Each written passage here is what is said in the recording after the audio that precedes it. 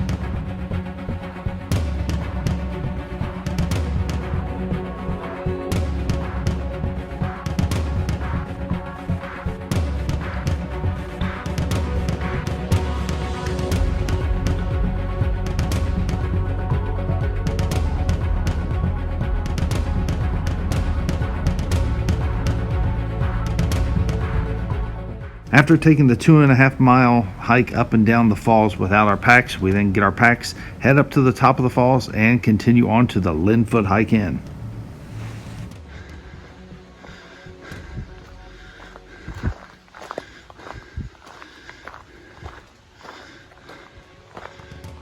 Now, after walking a ways, we arrive at the Len Foote Hike Inn trailhead, which is along the AT Approach Trail.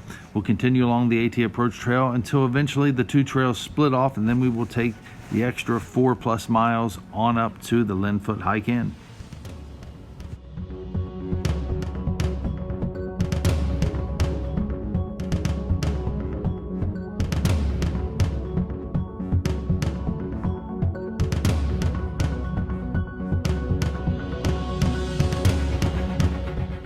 We are walking along the AT Approach Trail as indicated by the blue blaze on the tree to your left, and soon we will be splitting off onto a green blaze trail, which takes us to the hike in.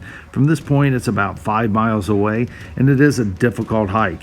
It does take about 3 hours to get there from this point, and the timing's pretty close because it almost took us 3 hours to get there. We did stop a couple times along the way to take in the views, but it is quite a hike.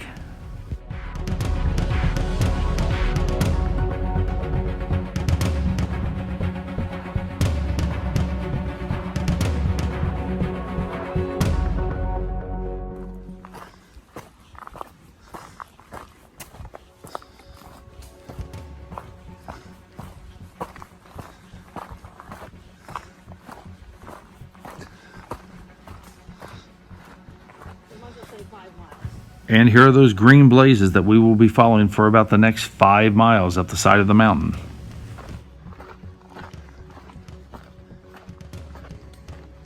We start making our way up the mountain, and the trail is fairly wide right now with a lot of tree roots and stuff in the way. Some rocks. You will notice the terrain change a lot during this hike.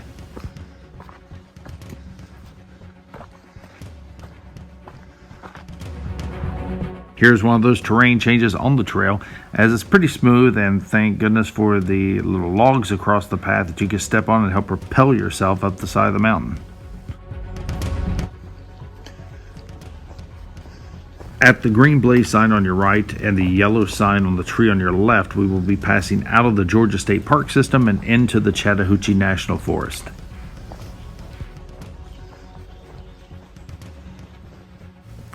We come up over a ridge line with some of these rocks and start to make our way back down the side of one of the mountains. And like in all mountain climbing, what goes up must come down. But the only problem is you only go down just so you can increase the rate of climb later on.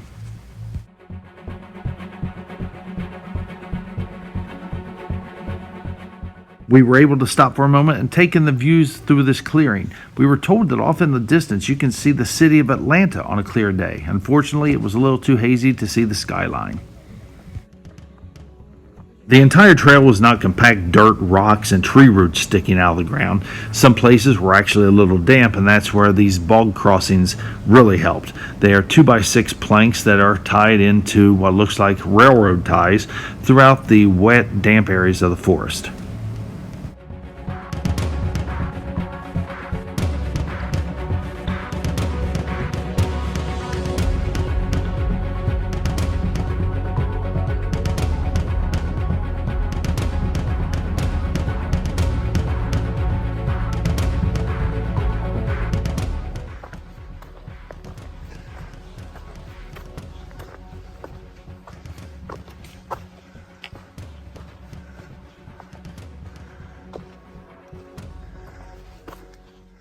We stop for a moment here just as Christy hears something quite large rustling in the brush to her right, but didn't see anything, so we kept moving on.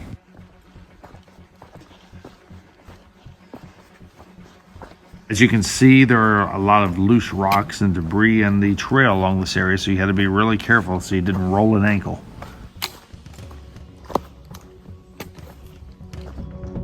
Once you started to get closer to the base of one mountain, you knew going up another one was coming soon, and the trail would start to show as it would actually start to smooth out. It was almost like walking into an enchanted forest at times.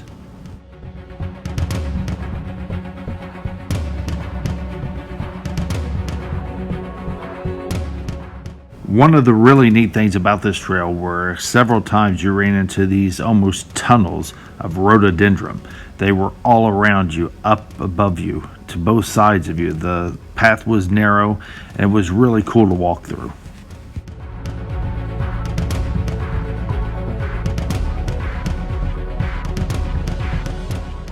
We are now walking upon a water crossing, the first of a couple of them that are very close together.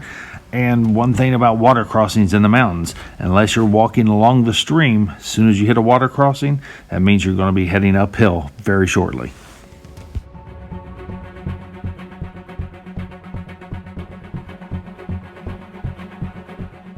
And here we are at the second water crossing, a tiny little mountain stream which would have been a perfect place to resupply with water if you need it and you had your water filtration system with you.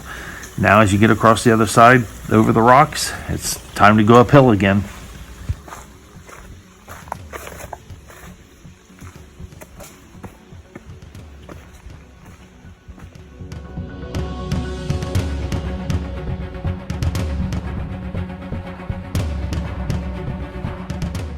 We continue on up the trail, and the trail starts to get a little more rugged and rocky, and the slopes off the side of the mountain to the right get a little more steep.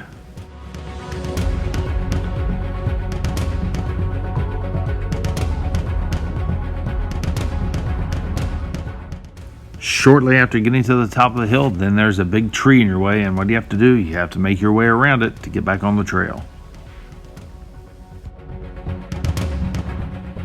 A little over halfway through our journey, and we reach a plateau where things start to level out. The forest thins, the trail widens, and we walk upon a cairn of rocks to mark the path.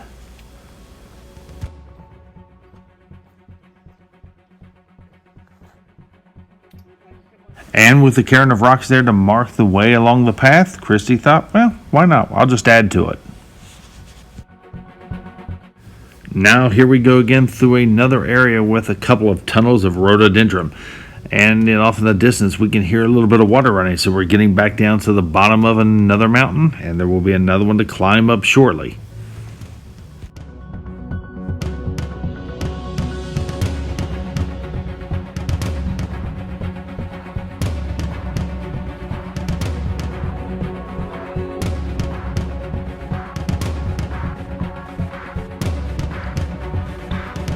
This is our third water crossing of the day, and you know what's on the other side?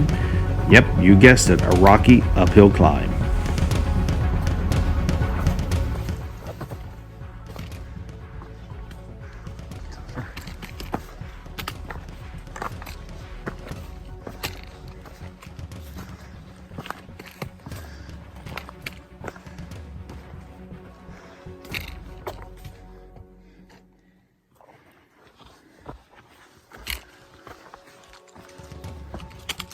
A rocky trek up to the top of the mountain, then we get a quick view off to our right, and then we head right back down.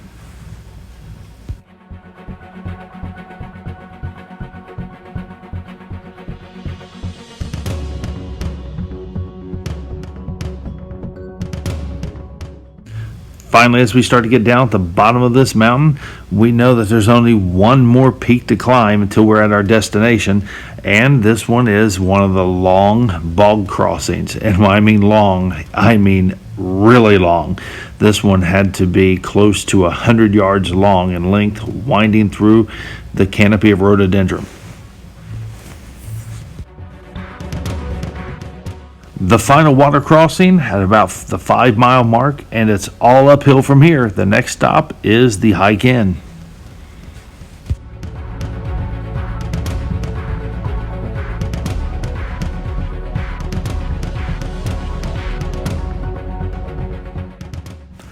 At last, off in the distance is our destination, the Len Foote Hike Inn.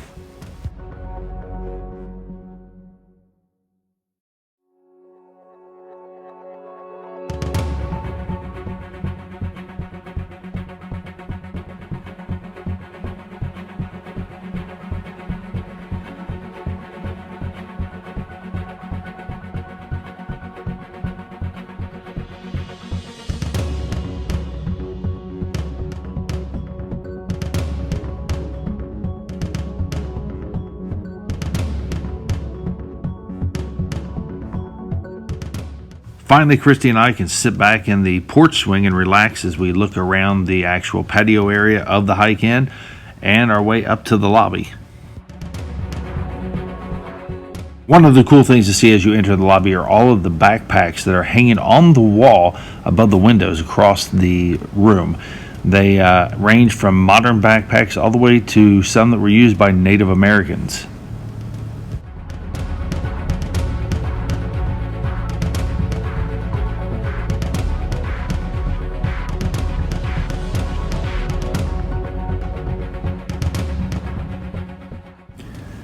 Now here's a view down the hallway of the bathhouse.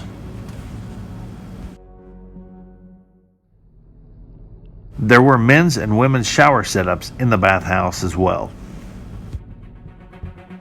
One of the neat things about the inn is that all of the buildings are connected. There are basically 4 buildings on the property: the bunkhouse, the bathhouse, the dining hall, and then what they call the sunrise room. They're all connected. And here we are in the sunrise room on the eastern portion of the property. Obviously, it's called the sunrise room because you can watch the sunrise in the morning. Now, normally there would be board games and other activities going on in this area, but due to COVID, they couldn't have those anymore.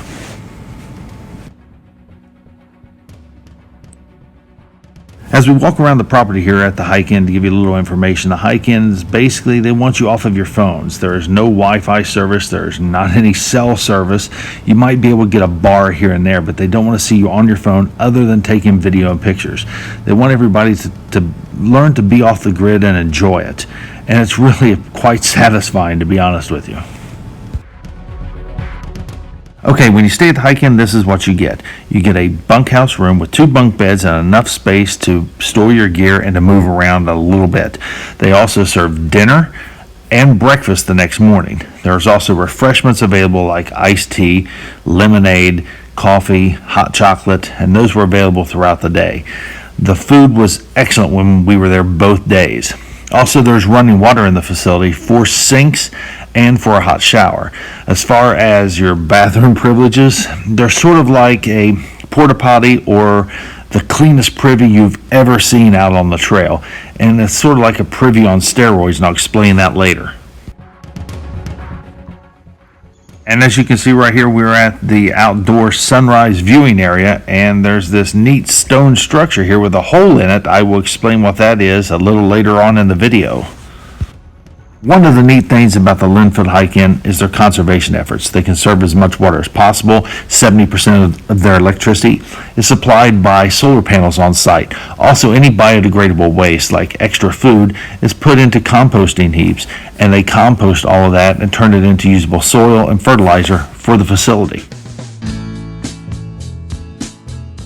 Here's a little more information about the Len Foote Hike Inn. It is sustainably designed, and it's a LEED certified ecotourism facility. It's located near the peak of Frosty Mountain in the Chattahoochee National Forest in Dawson County, Georgia. The lodge is open year-round, and it's only accessible by hiking trails. It was established in 1998, and it sits about 3,100 feet above sea level. If you're going to take this trip up to the Hike Inn, make sure you pack plenty of water, or at least a water filtration system so you can resupply at one of the creeks. Also, you might want to take some snacks with you because they do not serve lunch the day of your hike. Even the trees get hungry on the way up. But they do provide an opportunity to purchase lunch for your next day, which is $8, and you will buy that at dinner time. I know some of you are probably thinking you must be out of your mind to want to hike that far with 25 pounds of weight on your back to stay at a remote lodge on the side of a mountain in Georgia in the month of August of all months. But let me tell you, it was well worth the trip up.